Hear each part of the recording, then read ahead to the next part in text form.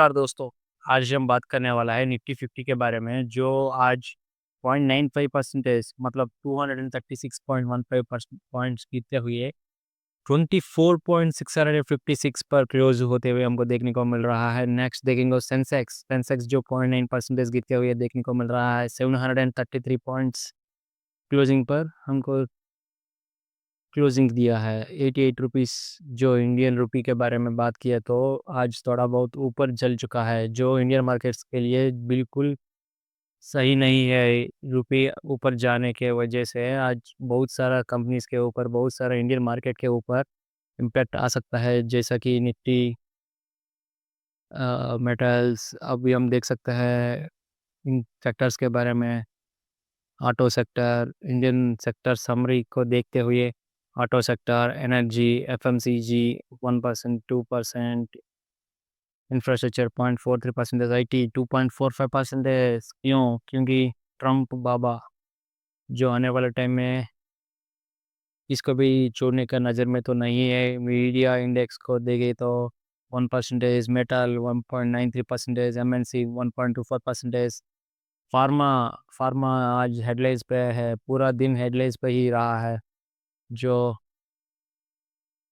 आज 2.214% गिरते हुए हमको देखने को मिल रहा है। नेक्स्ट तो PSU banks 1.78%, realty 1%, sector service sector जो 1.32%, निफ्टी फाइनेंशियल सर्विसेज 1%, कमोडिटी 1%। सभी चीज़ आज लाल निशान को ही दर्शाते हुए जा रहा है, लेकिन एक चीज़ तो ग्रीन पे है, वो है इंडिया विक्स 5.29% भागते हुए 11.35 रुपीज़ टच कर चुका है निफ्टी विक्स।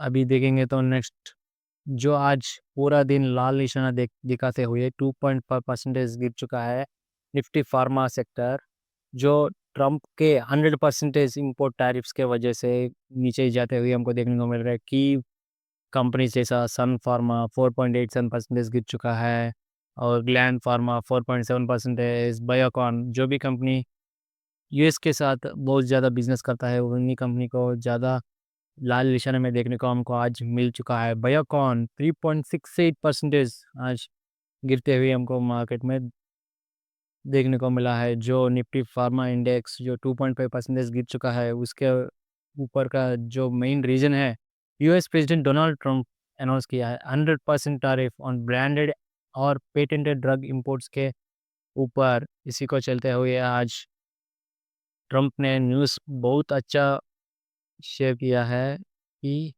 ये देखिए, ये देखिए, इन ट्रूथ सोशल ट्रंप ने अनाउंस किया है अक्टूबर 1 से ये पूरा टैरिफ्स 100% टैरिफ्स फार्मास्यूटिकल्स के ऊपर, इंडियन फार्मास्यूटिकल्स जो ब्रांडेड और पेटेंट के ऊपर लगाने वाला है।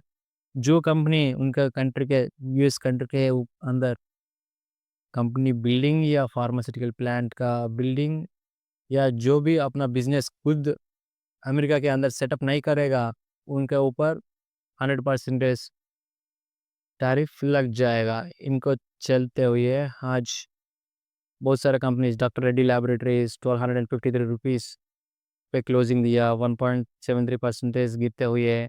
और आने वाला समय में बहुत ज़्यादा कंपनीज गिरने को हमको देखने को मिल सकता है। एक फार्मास्यूटिकल इंडस्ट्री के ऊपर इनसाइट्स भी हमको टाइम टू टाइम अपडेटेड मिल जाएगा, लेकिन आप चैनल को सब्सक्राइब करना ना भूलें, क्योंकि जो भी अपडेट्स आने वाला टाइम में मिल जाएगा, आपका टाइम टू टाइम आपका अपडेट हो जाएगा। इनके लिए ज़रूर आपको चैनल को सब्सक्राइब करके रखिए। Doctor Reddy, Sun Pharma stocks can crash up to 30% on Trump's 100% tariffs. Doctor Reddy's जैसा कंपनीज, सिप्ला, सन, लुपिन, अरविंद फार्मा, ये सभी कंपनीज को 30% तक डाउन होते हुए रिस्क हमको मार्केट में देखने को मिल रहा है। US president Donald Trump announces 100% tariff on pharma imports. सभी चीज़ों के ऊपर इंपोर्ट डाल दिया तो जो एंडिंग में इम्पैक्ट होगा वो यूएस सिटीजन्स को ही ज़्यादा होगा। दूसरा कंट्रीज जो हमारा इंडिया कंट्री के ऊपर 50% ऑलरेडी टैरिफ डाल चुका था, और इंडिया क्या किया, दूसरा मार्केट्स को ढूंढ लिया, जैसा कि यूरोपियन मार्केट्स और कैरेबियन मार्केट, और फ्रांस, इटली, इन सभी देशों से हमारा फ्री ट्रेड एग्रीमेंट्स चलते हुए हमको देखने को मिल रहा है। ऐसा ही अभी अगर ट्रम्प ने अपना देश के अंदर हमारा का फार्मास्यूटिकल कंपनीज को अलाउ नहीं किया तो इंडिया ढूंढ लेगा, यूरोपियन कंट्रीज़ के साथ बिजनेस स्टार्ट कर देगा, जो साउथ एशियन कंट्रीज़ के साथ। और रशिया रशिया तो हम ऑयल खरीद रहा है, उनको ही फार्मास्यूटिकल प्रॉपर्टीज़ बेच भी सकता है। ऐसा ही आने वाले समय में ये कंपनीज़ के ऊपर थोड़ा बहुत प्रभाव हो सकता है, लेकिन लॉन्ग टर्म में अंदर इंडिया ग्रोथ स्टोरी एवरग्रीन रहेगा। डॉक्टर रेड्डीज़ के लैबोरेटरी के ऊपर जो टारगेट तो नीचे चले जाएगा ना, जो भी हम किसी देश के साथ ट्रेड कर रहा है, उसी देश हमारा सामान को कॉस्टली बना दिया तो हमारा प्रोडक्ट खरीदने में लिए थोड़ा बहुत दिक्कत हो सकता है कंट्री का सिटीजन्स को। इसी की वजह से doctor Reddy laboratory 17.9% down side risk दर्शाते हुए आज मार्केट इनको थोड़ा बहुत लाल निशान में देखने को मिल रहा है। और ल्यूपिन को 2.23% आज लाल निशान देखने को मिला। सन फार्मा को 20.5% डाउन हो सकता है आने वाला टाइम में। आप कोई भी इस वीडियो को देखने वाला किसी भी पॉइंट में आपको वीडियो अच्छा लगा तो लाइक शेयर एंड सब्सक्राइब जरूर कीजिए। अरविंद फार्मा को तो 30% डाउन साइड रिस्क है, ध्यान में रखते हुए आप जरूर इन पॉइंट्स को नोट करते हुए आगे जाना जरूरी है, क्योंकि तुरंत डिसीजंस लेने के लिए पहले से ही उनका बातों का ध्यान में रखना बहुत ज़्यादा ज़रूरी है। सिप्ला 18.6% नीचे जा सकता है और लुपिन 17.1% नीचे जा सकता है। ये सभी कंपनीज़ के बारे में आप नोट करके ज़रूर जाइए। डॉक्टर रेड्डी लैबोरेटरीज़ का आज 1.66% डाउन जाते हुए 1254 पर ट्रेड क्लोज़ हुआ है। नेक्स्ट हम देखेंगे तो वही स्टॉक मार्केट, आज इतना स्टॉक मार्केट एक सेक्टर नहीं बढ़ा और एक सेक्टर नहीं गिरा, सभी सेक्टर्स इकट्ठा करके 1-2%, 3%, 4% ऐसा गिरते हुए जा चुका है। क्यों क्यों ऐसा? सेंसेक्स टम्बल्स ओवर 800 पॉइंट्स और सेंसेक्स ने आज 800 पॉइंट्स नीचे जा चुका है। और निफ्टी भी 24,650 जो की लेवल्स होता है, सपोर्ट लेवल्स, उनको ब्रेक करते हुए नीचे आ चुका है। क्यों क्यों ऐसा ऐसा क्यों होने वाला है? इन सभी चीज़ों को ब्रेक डाउन करते हुए जाएंगे। जो पहले चीज़ें आज ट्रम्प यूएस ट्रम्प के द्वारा 100% टैरिफ्स ऑन ड्रग पेटेंटेड और ब्रांडेड दोनों के ऊपर अक्टूबर 1 से टैरिफ्स होने वाला है, ये तो बात पक्का हो चुका है। फार्मा सेक्टर आज ब्लीड किया, इन्हीं वजह से मार्केट थोड़ा बहुत नीचे जा चुका है। जो भी मेन कंट्रीज है, जो भी इंडियन फार्मास्यूटिकल कंपनी में 70% शेयर 70%, आप बिलीव करोगे, 70% शेयर जो अमेरिकन मार्केट है उसी के वजह से आज इकट्ठा करके सारा मार्केट 1-2% गिर चुका है। ग्लोबल मार्केट्स भी रेड में है। जो जापान निक्की है 0.9% गिर चुका है। हांगकांग हैंग सेंग 1.4% गिर चुका है। चाइना के बारे में हमको पता है, यूएस का तो बिल्कुल इज्जत नहीं देता है, फिर भी शांघाई कंपोजिट 0.7% गिर चुका है। एफआई सेल ऑफ भी हमको देखने को मिल रहा है। 4,995 करोड़ आज मार्केट में बेच चुका है। एक सितंबर महीने के अंदर, केवल सितंबर महीने के अंदर 13,450 करोड़ बेच चुका है। वीकनेस रुपी तो साल के शुरुआत में तो 85 रुपी रहता था, आज 88.79 रुपी देख सकते हो। रिसेंटली H1B न्यूज़ के ऊपर भी हम देखेंगे तो अगर वही H1B टैरिफ पहले डाल चुका होता तो 85 लाख ही पे करना पड़ता था साल के शुरुआत में तो, लेकिन अभी तो 88.79 लाख रुपीस पे करना पड़ेगा। इतना ज़्यादा फ़र्क आता है एक रुपये के अंदर। बहुत बड़ा बिजनेस करने वाला कंपनी के लिए इन चीज़ों को ध्यान में रखते हुए बुलियन भी जो डोमेस्टिकली मार्केट में गोल्ड और सिल्वर के ऊपर जो शुरुआत से लेके अभी तक 47% गोल्ड के अंदर इम्प्रूवमेंट देखने को मिला और सिल्वर के अंदर 58% हमको भागते हुए हमको देखने को मिल रहा है। इन सभी चीज़ों को ध्यान में रखते हुए आज मार्केट गिरने का बहुत सारा कारण है। Trump delivers another bitter tariff bill, who said to bite the dust. अभी हम डिसाइड करने वाला है ये ट्रम्प टैरिफ्स के वजह से इंडिया लूज़ करेगा या अमेरिका लूज़ करेगा। इन चीज़ों के बारे में अभी इस कॉलम के अंदर बात करेंगे। जो न्यू टैरिफ्स हर दिन ट्रम्प को किसी ना किसी ने देश के ऊपर टैरिफ डालना रहता है, किसी की ना किसी कंपनी के ऊपर टैरिफ डालना पड़ता है, जाके किसी ना किसी सीईओ के ऊपर दबाव डाल देता है। इन सभी चीज़ों को देखते हुए जो ट्रम्प ने आज अपना मार्केट के अंदर जो सोशल मीडिया है, ट्रम्प सोशल ट्रूथ, उसके अंदर डाल चुका है। मैन्युफैक्चरिंग प्लान डालना पड़ेगा कंपनी को, इधर गड्ढा खोद के बिल्डिंग खड़ा करना पड़ेगा। इन सभी चीज़ों को एक्सप्लेन कर दिया है ट्रम्प।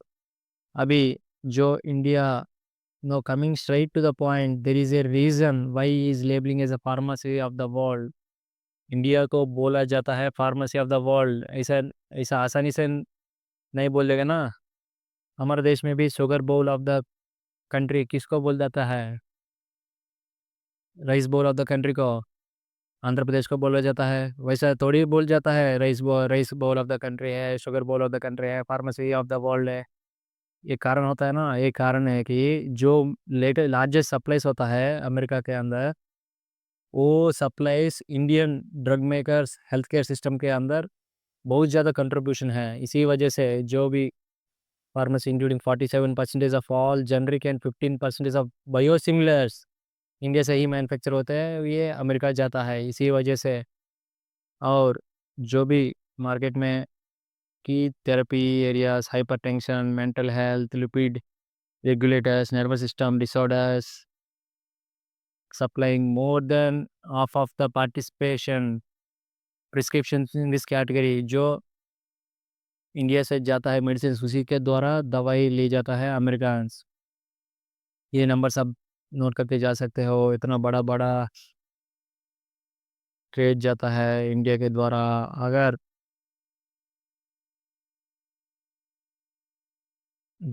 अगर ये चीज़ कंटिन्यू जाएगा तो इंडियन मार्केट के अंदर जो भी पैसा बचेगा वो दूसरा मार्केट के साथ ट्रेड कर लेगा। लेकिन जो टूरिज़्म अब जाता है, ये काइंड ऑफ टूरिज़्म, जैसा कि बड़ा बड़ा देश के अंदर जो अमेरिका में एक दांत को ट्रीटमेंट के लिए लाखों रुपए पे करना पड़ेगा, उसी पैसा से वो लोग अमेरिकन इंडिया आके आराम से इंडिया में घूम के जो ट्रीटमेंट है वो ट्रीटमेंट को बना के आराम से अमेरिका जा सकता है। हो गया ना, ये मेडिकल टूरिज्म बोल जाता है। इसी को 47% ऑफ यूएस फार्मास्यूटिकल नीड्स को इंडिया एड्रेस करता है, जैसा कि affordable and availability of essential medication, जैसा कि including life saving oncology drugs, antibiotics and chronic diseases को इंडिया से एक्सपोर्ट होता है। अगर अमेरिका नीचे नहीं आए तो फिर से शुरू हो जाएगा मेडिकल टूरिज़्म। इसी को देखते हुए आपका दिमाग में रखना, फार्मेसी में जो डाउन ट्रेंड अभी आया है वो ज़्यादा दिन नहीं टिकेगा। Incred equity sees 41% upside in Piramal pharma, buy rating भी दे चुका है। क्यों? क्योंकि जो फिरमल फार्मा है आज बहुत सारा कंपनी गिर चुका है। इसी के साथ साथ ये भी कंपनी जो एक पैनिक मोड में है, तभी फार्मास्यूटिकल कंपनी में पैनिक सेलिंग हो चुका है। इसी को चलते हुए आज इस कंपनी में भी थोड़ा बहुत सेलिंग आ चुका है। लेकिन इस कंपनी के ऊपर क्यों इतना अच्छा रेटिंग दिया है? जो अमेरिका जैसा बहुत सारा कंट्रीज़ को फिरमल फार्मा सीडीएमओ सेक्टर में काम करता है। सीडीएमओ सेक्टर आप ज़रूर लिख के जाना है कि सीडीएमओ कंपनीज़ आने वाला समय में बहुत ज़्यादा पैसा छापने वाला है, क्योंकि ये बहुत कैश रिच कंपनीज़ है। जो भी दवाइयाँ बेचता है, दवाइयाँ कॉन्ट्रैक्ट मैन्युफैक्चरिंग करता है, highly potent active pharmaceutical ingredients बोलता है, peptide, sterile injectables, global footprint in breadth of scale US UK में भी बहुत ज़्यादा मार्केट है। अगर मैं बोल रहा हूँ ना यूएस में नहीं है तो यूरोप में चले जाएंगे। वैसा नहीं है कि हमारा जो भी प्रोडक्ट्स नहीं बिक पाएगा, प्रोडक्ट तो बिक जाएगा। बहुत क्वालिटी सेक्टर है इंडिया मार्केट के लिए फार्मास्यूटिकल। इसी को चलते हुए आज मार्केट में फिरमल फार्मा थोड़ा बहुत पैनिक सेलिंग के द्वारा हो चुका है, लेकिन बहुत अच्छा कंपनी माना जाता है सीडीएमओ कंपनी। सारा के सारा आप नोट करके जा सकते हो। नेक्स्ट हम देखेंगे दोस्तों, Waaree Energies to cooperate with US authorities in solar duty evasion probe. जो रिसेंटली आज ये मार्केट में न्यूज़ आ चुका है, जो वारी एनर्जीज ने अपना जो भी प्रोडक्ट्स मैन्युफैक्चर कर रहा है, वो मैन्युफैक्चर असल में नहीं कर रहा है बोल के यूएस में एलिगेशन आ चुका है। उसी के चक्कर में आज वारी एनर्जीज़ का शेयर 7% से भी ज़्यादा नीचे आ चुका है। लेकिन वारी एनर्जीज़ ने अपना एक स्टेटमेंट भी रिलीज़ कर चुका है। वो अपना मार्केट में जो भी चीज़ बिज़नेस करते हुए कंपनी क्या करना चाहिए, कोऑपरेट करना चाहिए उस देश के साथ, वो ही करेगा वारी एनर्जीज़ करेगा करेगा ये कि जो एलिगेशन असल में क्या आ चुका है, मैं अभी दिखाता हूँ। 1 सेकंड, 1 सेकंड, 1 सेकंड, 1 सेकंड। ठीक है, अभी मैं ढूँढ नहीं पा रहा हूँ, लेकिन वारी एनर्जीज़ का ऊपर एलिगेशन ये है कि जो भी कंपनी मैन्युफैक्चर करना चाहिए, जो इंडिया से अमेरिका को ट्रेड डील है, तो इंडिया से प्रोडक्ट बना के अमेरिका अंदर जाना चाहिए। लेकिन जो यूएस में एलिगेशन ये आया है कि वारे एनर्जीज़ ने अपना सोलर पैनल्स को चाइना से इंपोर्ट करके उसके ऊपर इंडिया का मार्क डाल के अमेरिका में भेज रहा है, क्योंकि उनका मार्जिन्स के लिए, और जो भी चाइना में माल बनता है वो तो बहुत सस्ता में बना देता है वो लोग। इसी के चक्कर में यूएस में वारी एनर्जीज़ अपना इंपोर्ट करके चाइना से यूएस में बेच रहा है। ये है टैरिफ्स को, क्योंकि टैरिफ्स में थोड़ा बहुत चाइना के ऊपर ज़्यादा टैरिफ्स है, अमेरिका इंडिया के ऊपर नहीं है। इसी चक्कर में वारी एनर्जीज़ अपना माल उधर बेच रहा है। ये केवल एलिगेशन है, कोई प्रूफ नहीं है। आने वाला टाइम में वारी एनर्जीज़ आज बहुत ज़्यादा फ्लैटिश भी देखने को मिल रहा है। नेक्स्ट हम देखेंगे तो 100% Trump tariffs on pharma will impact generic makers case Indian will not impact generic makers। मैं जो ये बात आपसे इतना टाइम से बोल के आ रहा हूँ, will not impact generic makers says Indian Pharma Alliance। आप इस चीज़ को नोट करके जा सकते हो। नेक्स्ट हम देखेंगे दोस्तों, A U small finance bank has more than 30% upside face Morgan Stanley after hiking target price.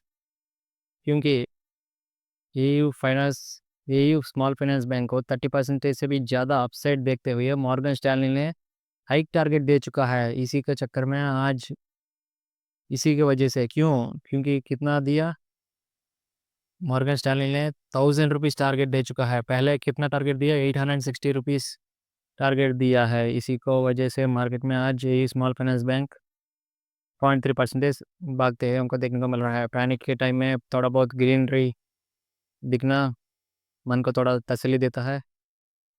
Next देखेंगे दोस्तों, RITES share gaining 7% on $18 million order from South Africa Tallis logistics. जो राइट्स एक locomotive diesel and electric locomotives manufacture करने वाला Indian company है, जो government के under काम करता है। ये भी एक एमएनसी है। इनको साउथ अफ्रीकन कंट्री के द्वारा $18 million के लिए जो डीजल इलेक्ट्रिक लोकोमोटिव्स बनाने के लिए ऑर्डर मिल चुका है। ये बहुत बड़ा बात है, और स्टॉक आज 7% भागते हुए हमको देखने को मिल चुका है। आज देखेंगे